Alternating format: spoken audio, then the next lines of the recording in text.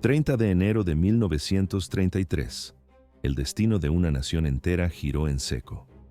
Adolf Hitler tomó la Cancillería. La democracia quedó aplastada bajo las botas de hierro del nazismo. Pero el dictador no llegó solo a la cima. Detrás de su ascenso acechaba un ejército en las sombras.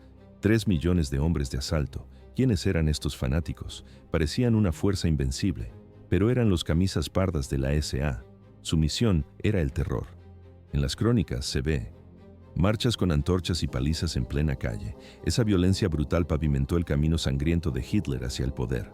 A primera vista, eran los aliados más fieles, pero en realidad eran objetivos marcados. Pasaron menos de 2 años. Hitler orquestó una masacre contra sus propios compañeros, una sola noche de traición absoluta.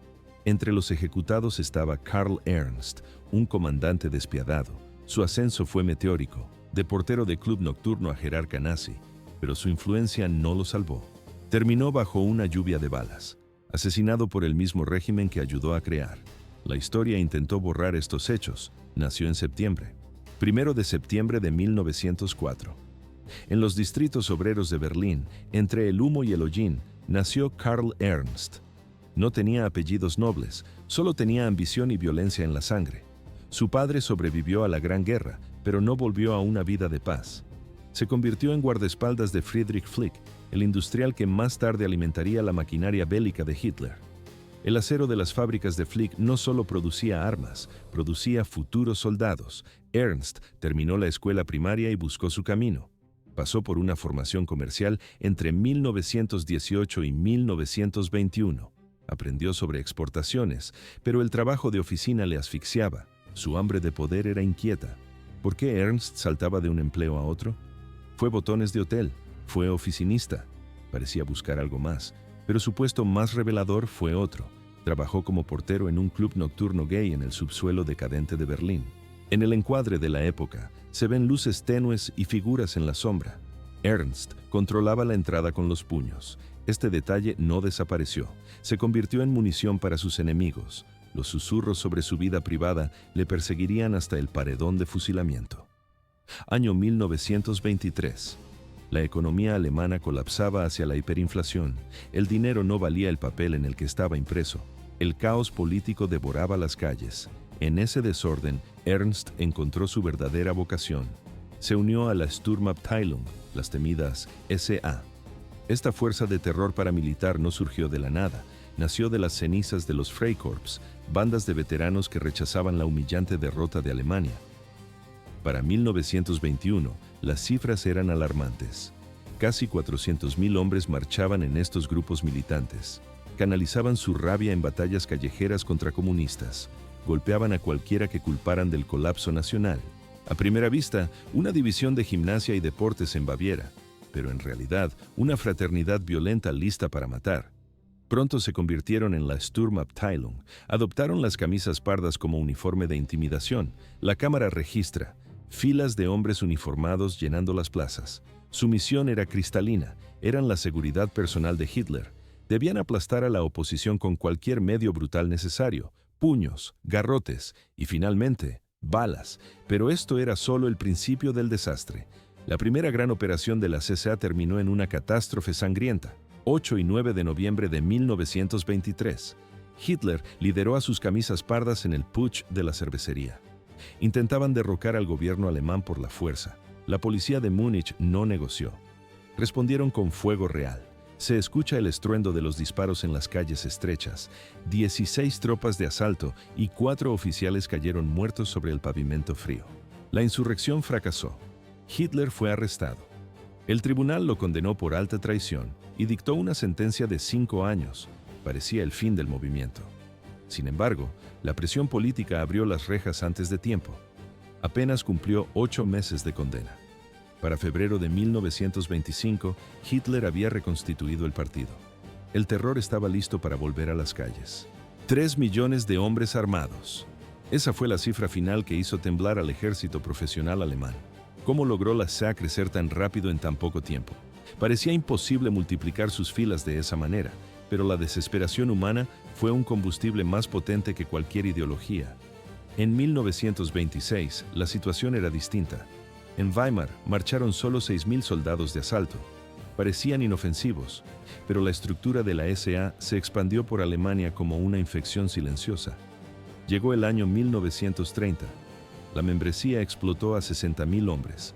La Gran Depresión creó las condiciones de reclutamiento perfectas. Hombres desempleados, hombres desesperados. Todos acudían en masa a las filas de la organización buscando un propósito y un plato de comida. Enero de 1931, 77.000 miembros. Noviembre del mismo año, 221.000. Agosto de 1932, 445.000 hombres. Para abril de 1934, con Hitler ya en la Cancillería, la cifra era absurda: 3 millones. La SA empequeñecía a las fuerzas armadas tradicionales. Karl Ernst aprovechó esta ola de violencia para ascender. Desde 1927 trabajó en la sede suprema de Múnich.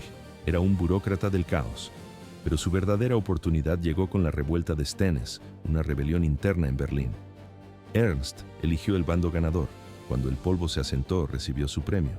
Abril de 1931. Fue nombrado ayudante de la SA de Berlín. Su ficha del partido nazi marcaba el número 456.153. Pero esto era solo el principio. Ernst se convirtió en la mano derecha de Wolf Heinrich Graf von Helldorf. Juntos controlaban las calles. La noche del 12 de septiembre de 1931 decidieron enviar un mensaje. Era la celebración del Año Nuevo Judío. Organizaron un pogromo salvaje. En el video de la época se intuye el pánico, cristales rotos y gente corriendo. 1.000 matones de la SA tomaron el Kurfürstendamm. Es uno de los bulevares más elegantes de Berlín. Esa noche se convirtió en una zona de guerra. Atacaron a los judíos que salían de la sinagoga, golpearon a cualquier transeúnte que consideraran enemigo. Se escuchaban los gritos: ¡mueran los judíos! La turba brutalizó a civiles inocentes. No fue una pelea callejera espontánea, fue una demostración calculada de terror antisemita. Las autoridades reaccionaron, acusaron a Helldorf y a Ernst de alteración del orden público. Ernst huyó temporalmente, se escondió en las sombras. Sus abogados no eran defensores comunes, Roland Freisler y Hans Frank, nombres que luego serían sinónimo de ejecución y muerte en el régimen. Noviembre de 1931, ambos recibieron sentencias de 6 meses de prisión. A primera vista, parecía que la justicia funcionaba, pero en realidad, el sistema ya estaba podrido. Febrero de 1932. La condena fue anulada. Ernst simplemente pagó una multa. Salió a la calle como un hombre libre. Bajo el mando de Ernst Röhm, la SA no solo crecía, se radicalizaba. Röhm, un veterano de la Primera Guerra Mundial con la cara llena de cicatrices, transformó la organización.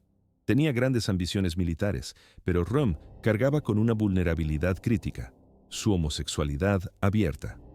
En 1931, la prensa socialdemócrata filtró cartas privadas. Röhm se describía a sí mismo como orientado hacia su mismo sexo. El escándalo sacudió las filas nazis.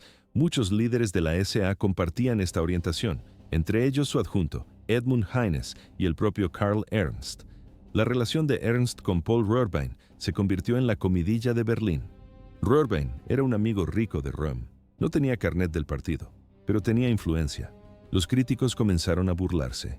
Llamaban a Ernst Frau von Röhrbein, la señora Röhrbein. El rumor era letal. Alegaban que Ernst había dormido con quien debía para obtener poder. Se hablaba de la triple alianza entre Röhm, Röhrbein y Ernst. Los enemigos los describían como una camarilla homosexual que controlaba a los soldados de asalto. La tensión estalló el 26 de junio de 1931. La escena ocurre en un pub de Berlín. Olor a tabaco y alcohol barato. Walter Bergmann, un nazi de línea dura, vio a Ernst y Röhrbein juntos. No pudo contenerse. Se escucha un golpe en la mesa. Bergmann alzó la voz ante todos los presentes. Gritó que eran unos parásitos del partido. Los llamó prostitutos masculinos. Usó la palabra sodomitas. La clientela del bar se quedó congelada. Bergmann exigía saber quién permitía que esa gente manchara la reputación del movimiento. Nadie se atrevió a responderle en ese momento. Un juramento de honor. Eso fue lo único que Ernst pudo ofrecer. Pero en los pasillos de Berlín, nadie le creía. Ernst permitió que la reputación del partido se hundiera en el infierno. Juró que no era homosexual. Pero los susurros nunca se detuvieron. ¿Era Ernst culpable de estas acusaciones? Él lo negaba a gritos, pero los rumores eran más fuertes que sus palabras. Se alegaba que Ernst participaba en orgías salvajes. Ocurrían a bordo del yate de Erich Haneson, un místico judío, un estafador maestro. Haneson prestaba sumas masivas a los nazis de alto rango, compraba seguridad con billetes, pero la generosidad de Haneson no lo salvaría. A pesar de los favores financieros, Ernst no tuvo piedad. Más tarde, participaría en el asesinato de Haneson en 1933, una traición sombría. Para diciembre de 1931, Ernst ya tenía el mando. Comandaba el reorganizado grupo SA de Berlín-Brandeburgo como líder de Estado Mayor. Luego se convirtió en su ayudante con el rango de SA Oberführer. Su ascenso fue vertical. De julio del 32 a marzo del 33, dirigió el subgrupo SA de Berlín Este. El 1 de marzo de 1933 fue ascendido a SA Gruppenführer. Solo 15 días después, el 15 de marzo, reemplazó a Helldorf. Se convirtió en comandante de todas las fuerzas de la SA en Berlín y Brandeburgo. Ahora, Ernst controlaba a cada soldado de asalto en la capital de Alemania. Ernst también fue elegido para el Reichstag. Entró en el Parlamento de Alemania múltiples veces entre julio y noviembre del 33, representando a Berlín. En agosto, Hermann Göring lo nombró para el prestigioso Consejo de Estado prusiano. Pero esto era solo el principio. Luego llegó el incendio del Reichstag. El 27 de febrero de 1933, las llamas consumieron el edificio del Parlamento alemán. En las imágenes de archivo se ve: el fuego devora la estructura mientras las sirenas aúllan en la noche. Los nazis culparon inmediatamente a los comunistas. Afirmaron que estaban planeando una revolución violenta. Hitler explotó la crisis, impulsó el decreto del incendio del Reichstag, la ley para la protección del pueblo y el Estado. A primera vista, una medida de emergencia, pero en realidad, el fin de la democracia. Derechos constitucionales aniquilados, libertad de reunión, libertad de expresión, prensa, todo destruido. La policía podía arrestar a cualquiera sin causa. Este decreto pavimentó el camino legal hacia la dictadura nazi. La sospecha recayó sobre Karl Ernst. Algunos historiadores creen que él lideró un pequeño escuadrón de la SA. Dicen que usaron pasajes subterráneos desde el palacio del presidente del Reichstag hacia el edificio. Iniciaron el incendio esa noche. Sin embargo, el consenso entre los historiadores es diferente. Apuntan a Marinus van der Lubbe, un comunista holandés. Actuó solo como el pirómano. Para 1934, la SA se había convertido en una carga política. Tenían 3 millones de miembros. Superaban en número al Reichswehr, el ejército profesional de Alemania. Amenazaban al establecimiento militar que Hitler necesitaba desesperadamente. Röhm abogaba abiertamente por absorber al ejército en la SA. Él quería ser el comandante supremo. La reputación de la SA estaba manchada. Se escucha en los reportes de la época violencia callejera de borrachos y escándalos constantes. Las acusaciones de homosexualidad avergonzaban a Hitler en sus negociaciones con las élites conservadoras.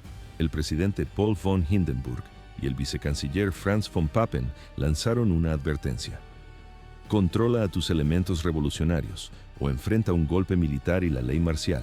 Hitler enfrentó una elección, su viejo camarada Röhm en la SA, o los agentes de poder tradicionales de Alemania.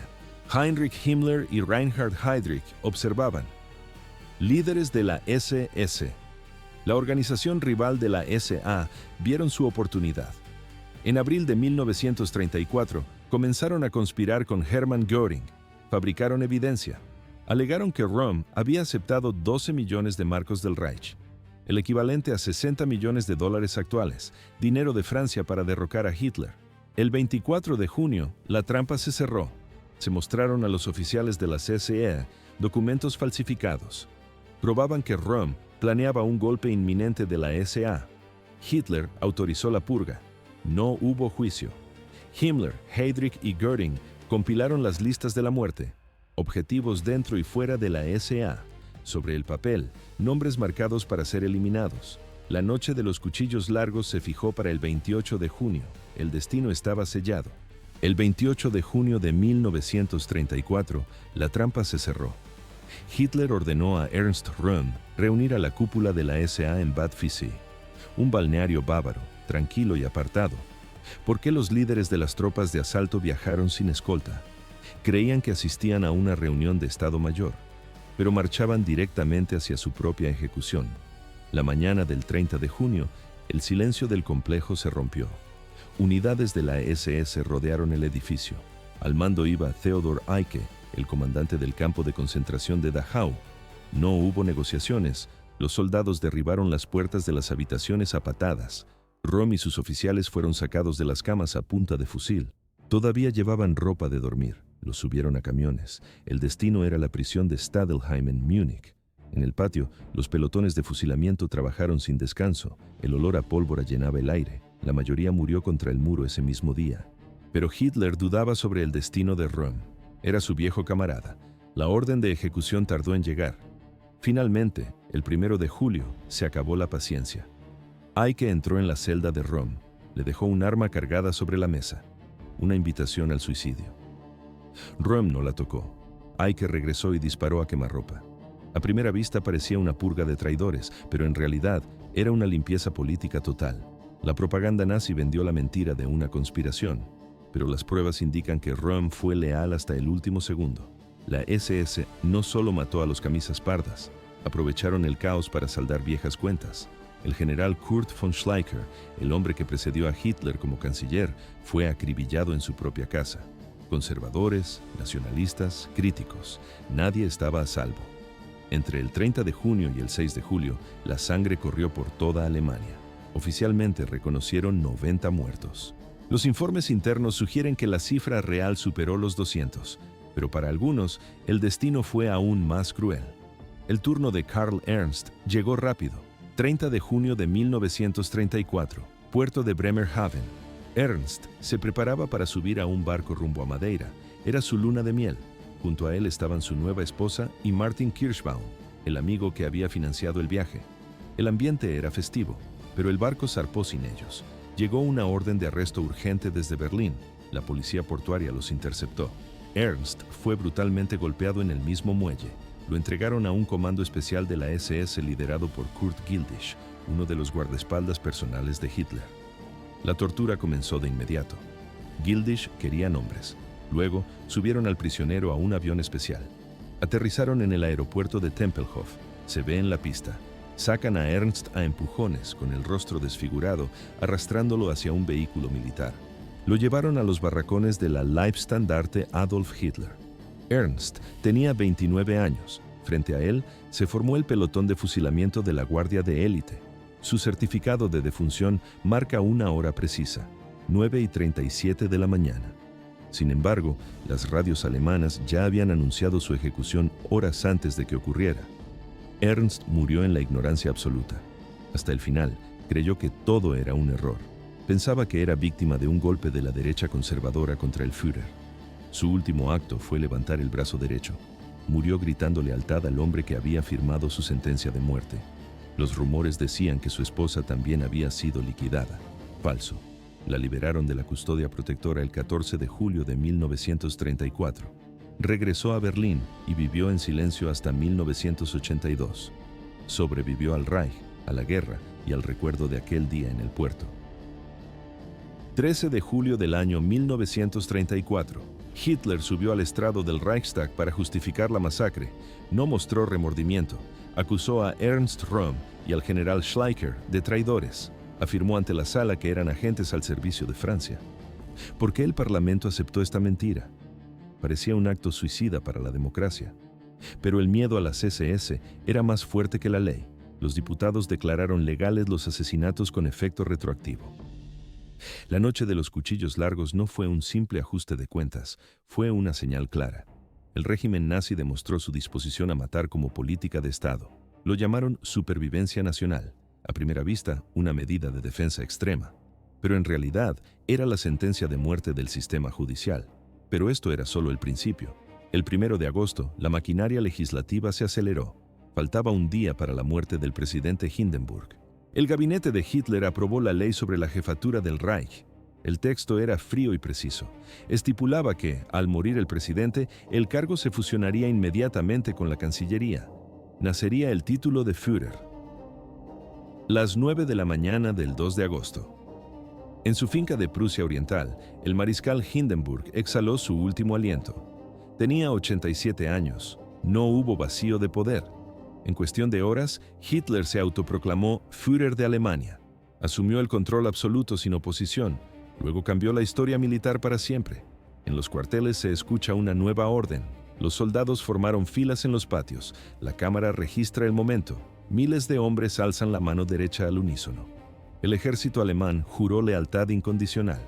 No juraron por la Constitución, tampoco por la patria. Juraron obediencia personal a Adolf Hitler. El 19 de agosto, un referéndum aprobó la fusión de los cargos. Nadie lloró por Karl Ernst. Nadie preguntó por los cuerpos de los líderes de la CSA. La purga reveló la verdadera naturaleza del poder totalitario. La lealtad del pasado no vale nada cuando te vuelves inconveniente en el presente. Hitler asesinó a los mismos hombres que le ayudaron a subir. Eliminó a quienes aterrorizaron a Alemania para él. El verdugo limpió sus propias huellas. 1945. El mundo cambió, pero las sombras quedaron. Si esta inmersión en los secretos de la Alemania nazi te impactó, suscríbete a Veil History. Hazlo ahora. Pulsa el botón de me gusta. En los comentarios, deja tu análisis sobre esta traición brutal. Comparte el video con cualquiera obsesionado con las verdades de la Segunda Guerra Mundial. ¿Por qué excavar en el pasado? El olvido es cómodo, pero la verdad es necesaria. A primera vista, el episodio termina, pero en realidad, estamos abriendo nuevos archivos. La próxima vez revelaremos más historia oculta. La pantalla se funde a negro. No te lo pierdas. Gracias por ver Veil History.